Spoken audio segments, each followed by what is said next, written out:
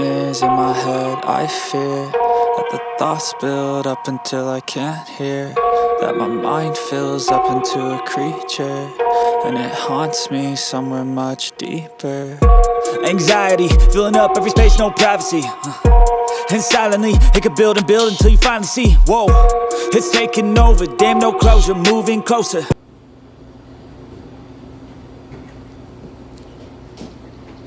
Wow, the doctor snickers.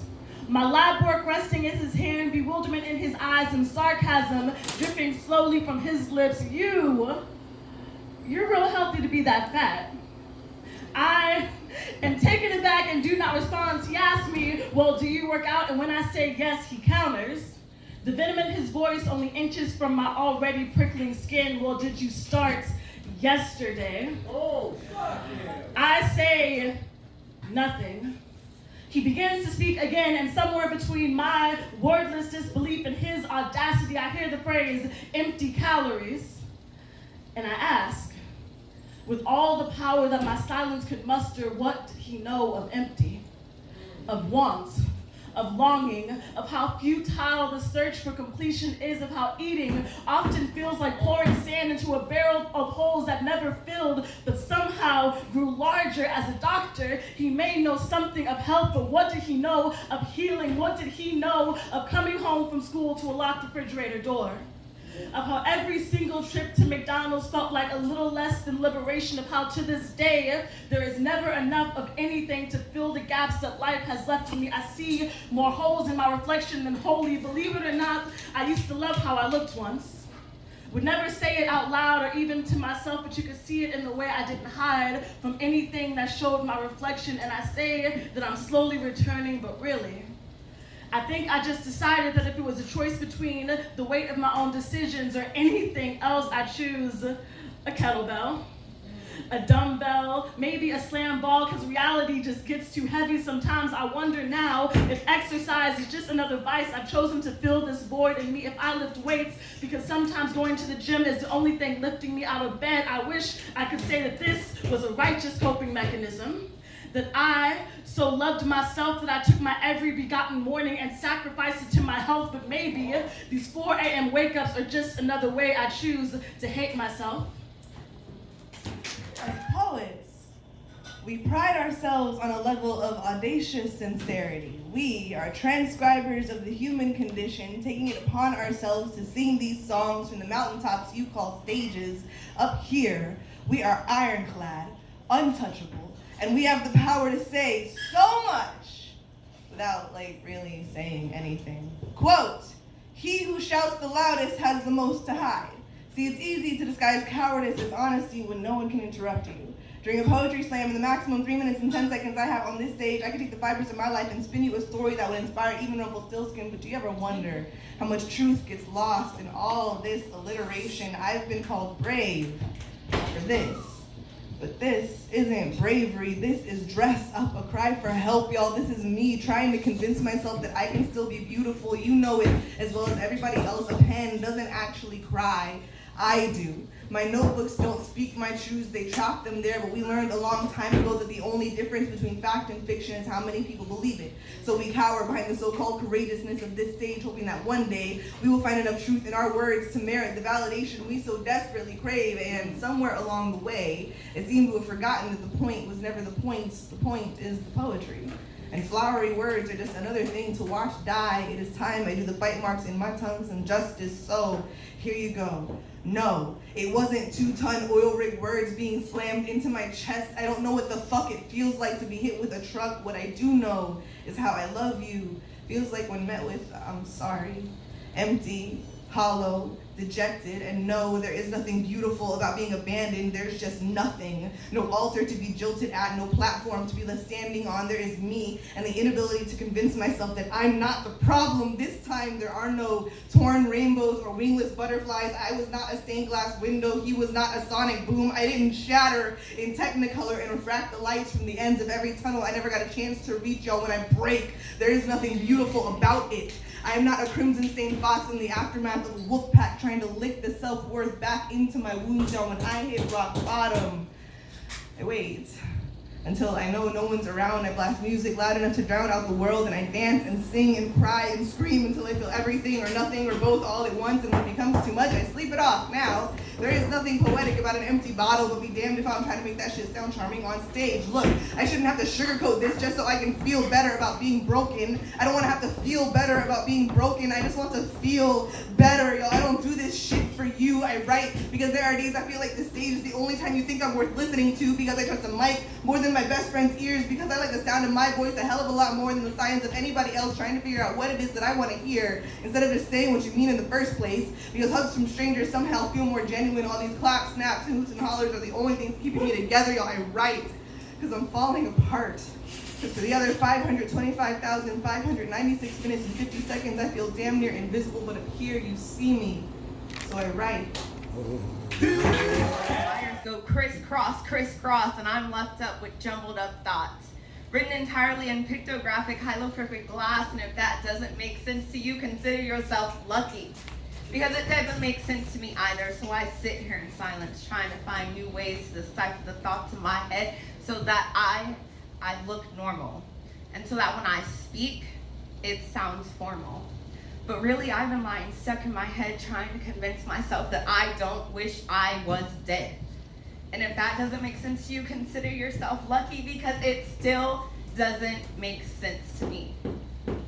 So I sit here in silence now, trying to understand the circumstances of which led me here today so that I look normal, so that when I speak, it sounds formal. When really I've been bouncing back and forth, back and forth, back and forth between what you said and what I heard in my mind, because I'm trying not to get lost, because I know if I confuse my thoughts, I'm not gonna look normal, and I'm not gonna sound formal.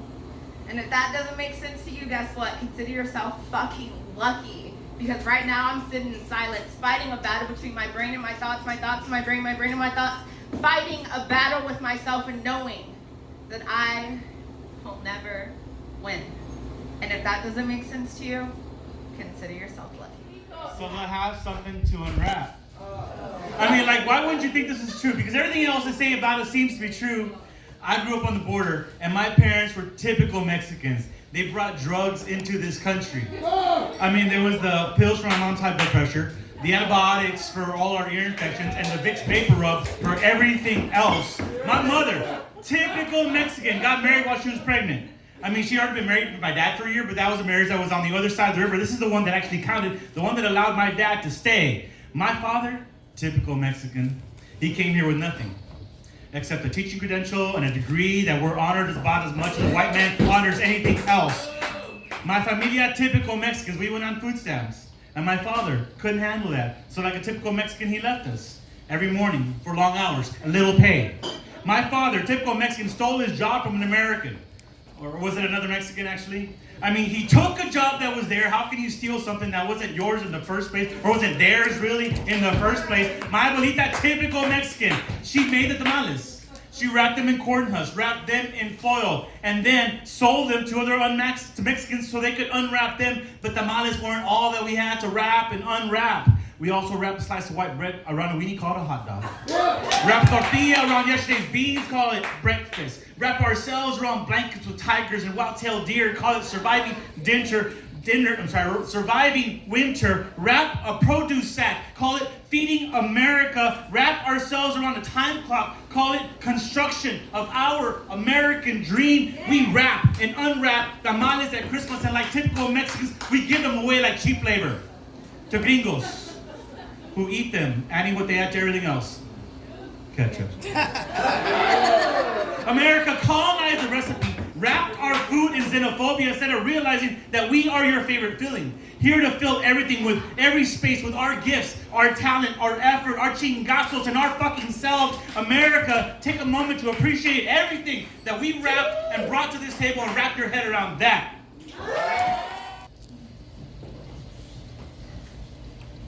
Every line I've written in tears across a page is one. I didn't write across my wrist with a blade. One that is just as precious as blood, simply a different shade. My poems write me. I am riddled with riddles. My body a book with parchment made from skin. My flesh graffitied by my pen. My poems drive me, and I'm lost in the chase, in no hurry to be found, doing funny things, making money by the pound. But what is life without compromise? As long as your sun keeps his gleam in his eyes. So here I stand, pondering the problematic. These verses I spit when I'm pressed will leave them asthmatic. Gas static. Turn my problems into clouds. I know they hear me coming because I'm being fucking loud. Call me a dragon. You can catch me in the sky, setting trees ablaze as I roar by. I am my ancestors times 10. African, indigenous, a chimera to men, cause fear with the pen. But when I spit, just know that you're hearing them. So listen, this country is a reflection. I'm sorry. Y'all, we are just a reflection of this country that's supposed to be the land of the free. But in reflection, you find the opposite. So it's obvious to me. They domesticated humans, bred us to put us in a cage, expect us to work, but won't pay a living wage. Home of the what? Brave? White men killed them too. Like I said, it's a reflection, so the opposite is true. This country run by cowards, politicians talk shit they'll never do. So fuck the cage, fuck the wall, and fuck you if you support it. I was born with these papers, motherfucker. I ain't getting deported. Whilst skipping happily to my very first poetry slam, my best friend and I wandered upon an empty street, and we chose to jaywalk, blind to the rebellion, oblivious to the havoc our little act could obviously bring to the harmony of law and order. But thankfully for us, for the nation, really, a rising star from the San Antonio Police Department emerges from the shadows. A loose cannon, bicycle cop with an edge, eager to teach a lesson. The officer, neighborhood bully skid, stops in our path, waves his badge like a cape, and armed with all of the training and tact offered from the SAPD Academy, opens with, "Now where are you two from?" Here we have a misunderstanding. It would seem in cop, "Where are you two from?" simply means "Where are you two headed?" Silly foreign tongue. Here's, "Are you two from around here?" Understands, "Are you allowed to be here?" Tastes like you don't belong here, and here isn't the right answer apparently. We two ne'er-do-wells, we two imminent threats, we two wrong hues, could not have come from his red, white, and blues, so skeptical, annoyed, and clearly trying his best to make detective, he probes further with, "Then y'all can read."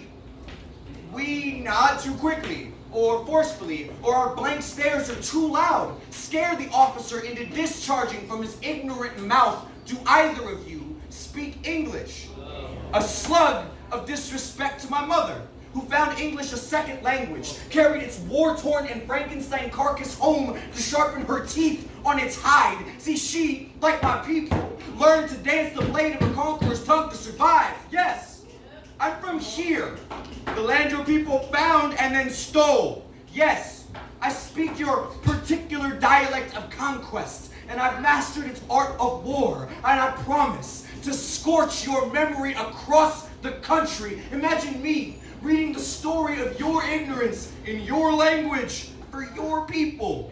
How proudly do you think they will stand in the light of your brass, you everyday hero?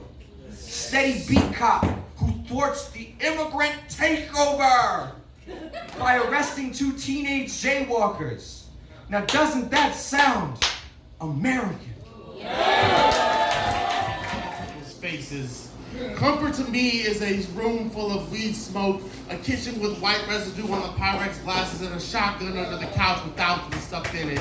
A cholo with a throat tattoo is way more understanding of me than Connor with the Dockers. I grew up in the east side, right off MLK. The corner store, right when you exit, is the corner store I stood in front of with a pocket full of stones. The warmth of the hood exists from a grandma that hangs on the porch watching everything. The joy of the hood exists on WW White from that first bite of chicken wing from Chapman's while karaoke's playing. The light from the hood was from the young kid that got a scholarship to play basketball. The pain from the hood came from the bullets out of a pistol leaping from a chamber into a vessel. The strain from the hood comes from the countless people who have sleep for dinner. It's having an ass whooping waiting at home for you because you ain't know Tawanda told Miss Shirley, told your mom you was running around with June bug in them. It's grimy, it's beautiful, it's poor, it's sleeping on the ground and having to wake up and make the floor. It's sirens at night, it's sirens at noon, it's waking up to sirens but never actually seeing police do anything to create Facebook pages, profiling. It's backyard barbecues where the whole block is invited. It's you ask my mom if you can spend a night, because she'll say no if I ask. It's boy, pull your pants up and twist your hat to the right side. It's gang signs. It's using credit cards to pay bills. It's sudden tax time. Rewatching Friday, Baby Boy Menace to Society. Our blocks we claim as our own and claim as ours from the blood, pain, and life we gained, gave, or lost. It's mashing together rice, soy sauce from the Chinese restaurant, utility bill envelopes, and hope the direct deposit hits tomorrow to make a meal for tonight. It's change we dipped in gold to show our ancestors we can carry the weight. It's grimy, it's shicey, it's beautiful and pure, and ain't a damn place in this world that makes me feel secure like my side of town. What makes me feel uneasy is Chinos and Starbucks pushing $6 coffees and craft beer and artisanal avocadorias. As Google Fiber and fresh paved roads we've been begging for decades to get fixed. I only feel safe in areas colonizers are afraid to go. Without that fear, everything I love about the East Side will be a memory I'd have to have saved on a white t-shirt, like the many family members and friends that I've lost their lives in the same hood these gentrifiers are trying to take the life out of.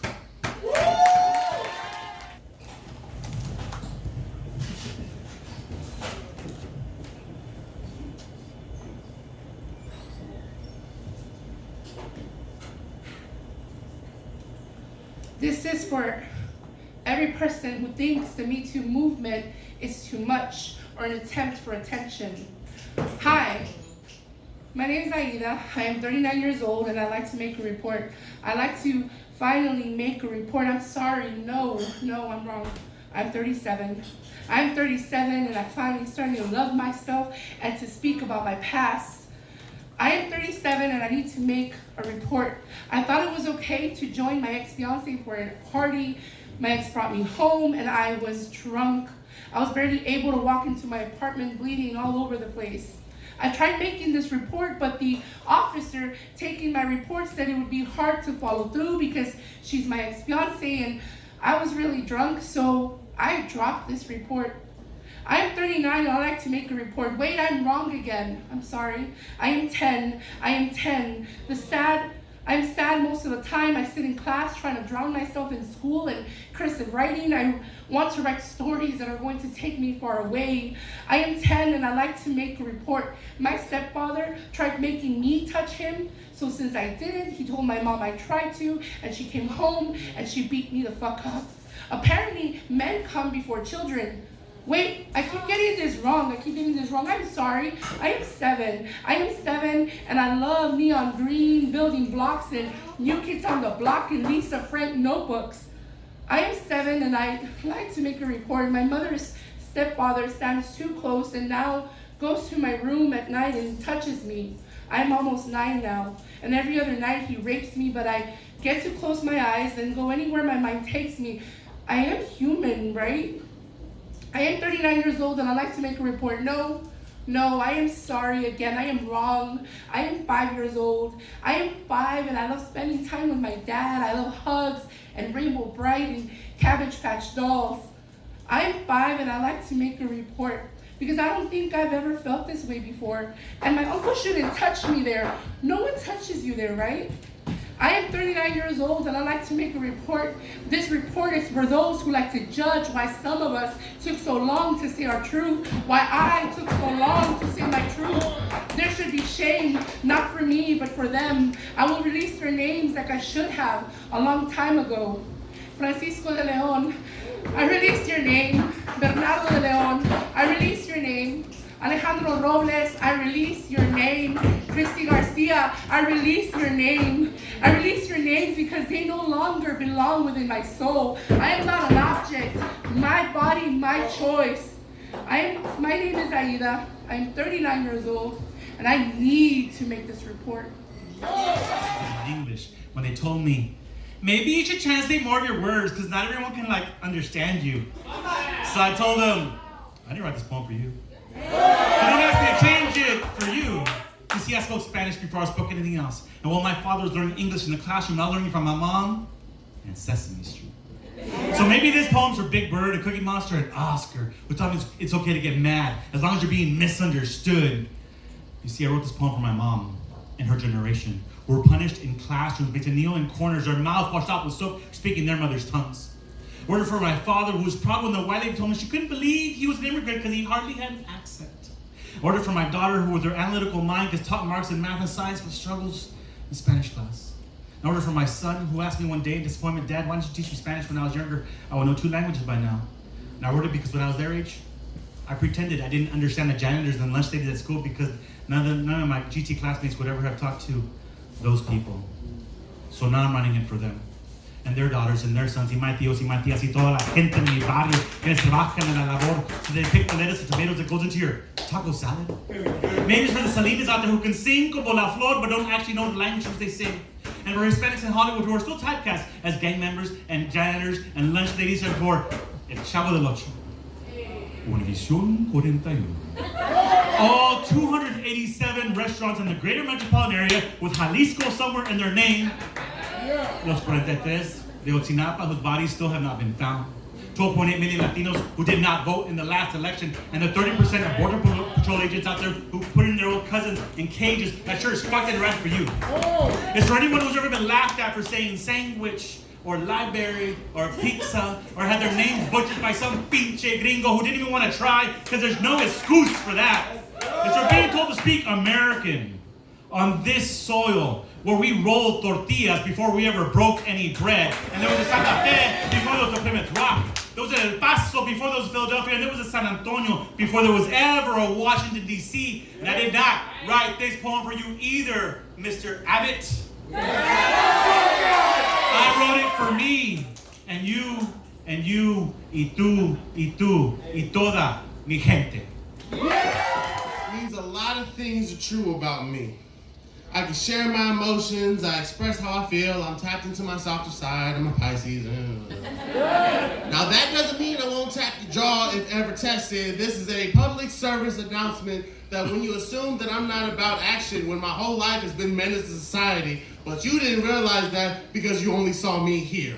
So just because I spill my guts on stage doesn't mean I won't spill your blood in the streets. I turn phrases and turn tough talking macho motherfuckers into victims. You think this is a safe space? Well, ain't no space safe when you piss me off. I make standards with similes of slapping sense into stupid products of semen.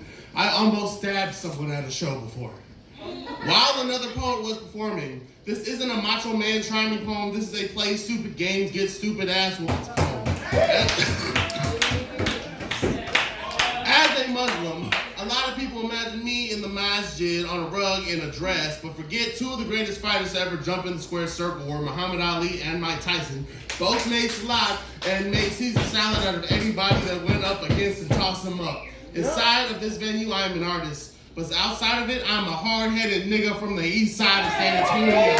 This is therapy for me. But don't think I won't take a sabbatical to crash the stage, thrash and rage, drag your face across the cracks of pavement to toss you in the streets like we broke up out of a bad relationship. I don't know who told you I was harmless.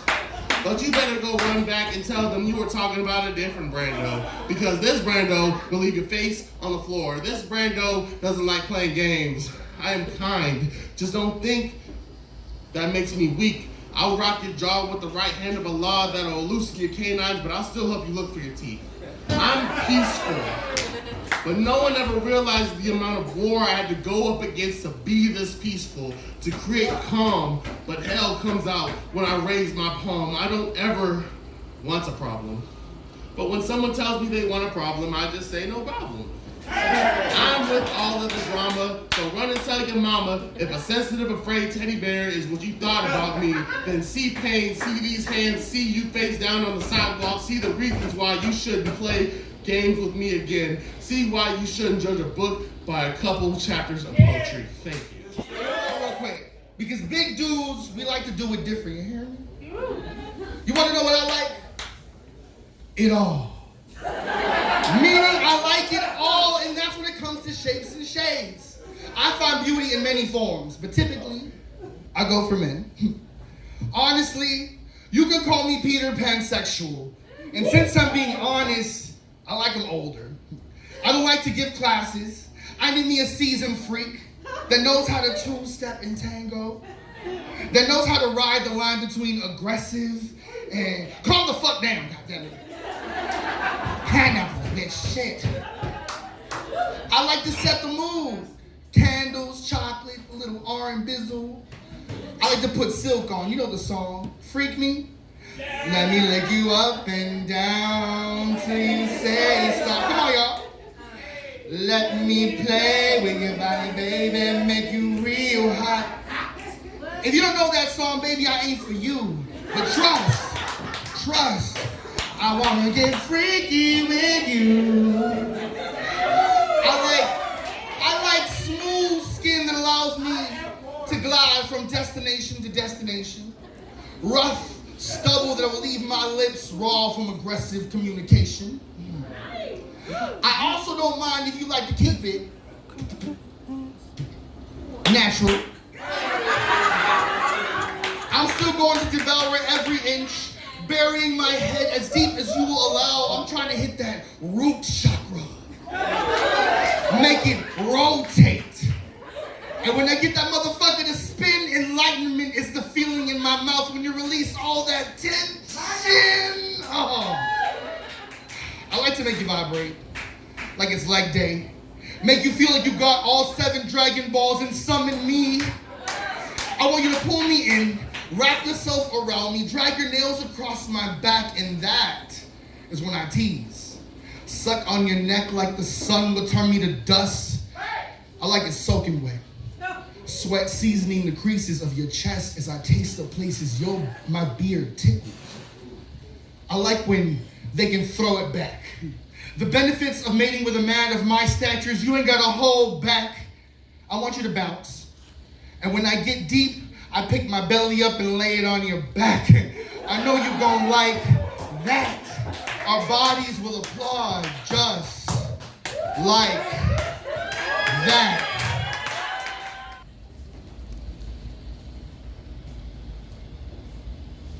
She said she didn't want to move too fast.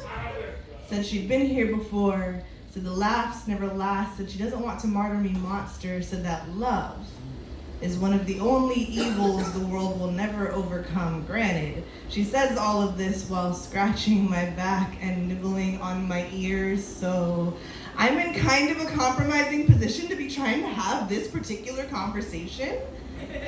As my hand sneaks its way to the small of her back, she says, "We're not ready." I said, "Bullshit, we're not." My mouth mimics a merengue down her neck. She says, "What if I get pregnant?" I said, "What?"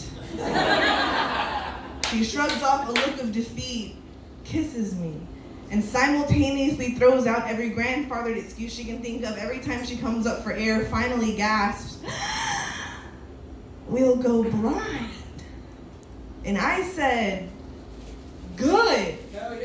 I have wanted to learn Braille in the dialect of your body since the first days my fingertips blushed at your touch. I heard that when one sense is lost, all others are heightened, and I want to learn what every strand of your hair smells like.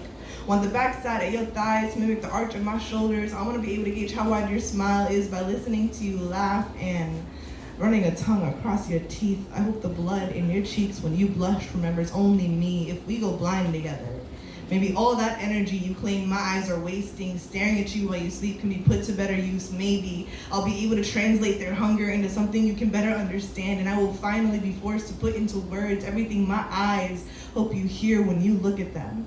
That this hunger is more than just some craving to be satisfied, that you are all I need to be satisfied, that I need all of you to be satisfied. I will not ask of you forever. We don't know enough for that yet. But I'm down on one knee with a till then in the shape of an eye patch, asking you to dive into darkness with me, knowing I don't know how to say this yet. I'm still learning the language, but we can get tongue-tied and tumble through this together, palms first. I will not catch you, only because I will have never let go in the first place. Our hands will need each other's for guidance, and they will not wander either. I will not leave you in the dark if we go blind together. I want to be able to hear you whisper from 3 rooms away. I want to feel your heartbeat over the phone, fuck finishing each other's sentences. If I get a chill, I want you to shudder. Let your skin goosebumps stutter as I reread every reason I am perfectly fine with never seeing again. Baby girl, I am more than willing to go blind with you, if it means finally getting you to see. I used to think sex was wrong. Sex was the weapon chosen to break me. I was taught too young, too small, that sex was my worth. Sex was that page in the book that was deep within and you had to buy before reading. I can't think, though, of the moment when I woke up and said enough.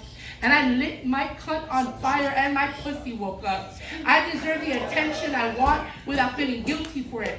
Read me, read my pages from top to bottom. Make me quiver at your hands and I'll show you how a woman this tall and big can fold. My pages bend in ways you wouldn't know. I'd allow you to bookmark me in whatever way you'd want, whatever necessary to come back and touch. I mean kiss, I mean reread your favorite spot. Sex is no longer the word that made me feel like that was my only worth. Sex means your fingers running from front and back, reading my prologue and epilogue, spending days reading between my thighs.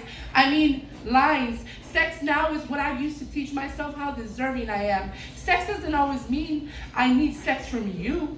You can watch. Sex is now what I do to release and caress my body 3 times a day. Sex means I can read my favorite part over and over and over again. Read my pages, smell my pages, let my details and writings excite me and you. You can no longer use my sex against me. I relearned sex as a method of not being afraid to love and indulge in fingering myself and applauding my body, to rewrite the tones and harness my moans, to kiss my scars and make me feel free, to be as kinky and as open as I want. I no longer feel shame. I speak about sex even to my mothers. My culture and its machismo prefers silent, submissive, quiet women. Ironic how they fantasize about loud, nasty, sex-driven women like me, though. Only a fantasy is what I'll remain for them. But for me, I get to take myself to bed every single night. Use sex to make my skin and soul do things figurative small dicks could only dream of. I scream out loud, display my sexuality. I feel like it liberates all the women in my past. Generations of women laying on their backs, married to selfish men who only put their needs first. Women have always been good to carry your children in their womb for 9 months, but most times never get one measly orgasm out of it. So read me, read the entire fucking book. I promise I'll be that one book you'd read too much, you'd scared to ruin the binding. But don't be scared, I can also take it rough. It's one of those ironies where you might think you're the one making love to me, but all along I've been fucking you. Read me, read my pages deep, take my sex as an invite, and remember, it's my story, my pages, my book.